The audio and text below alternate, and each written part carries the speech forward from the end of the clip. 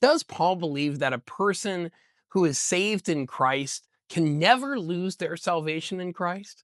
Hi, I'm Michael Barber. I'm professor of biblical studies and theology here at the Augustine Institute Graduate School. We're located in St. Louis, Missouri. And of course, there are many Christians today who read Paul and encounter his words about salvation through faith in Christ, and they read that to mean that Paul indicates one can never lose one's salvation.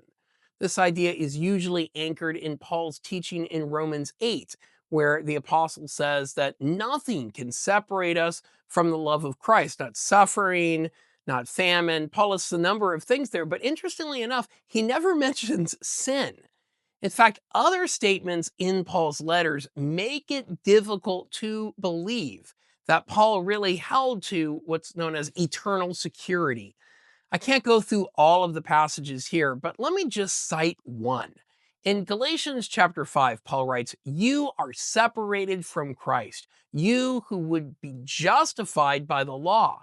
You have fallen away from grace." Galatians 5:4. Now, to be separated from Christ means that at one time one was united to Christ.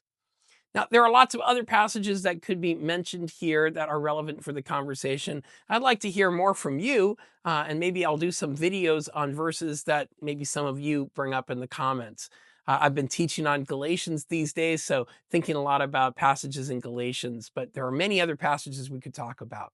So please like the video so that you tell the algorithm that you want to see more content here for me and more content about biblical studies, help spread the interest in biblical studies here on this platform.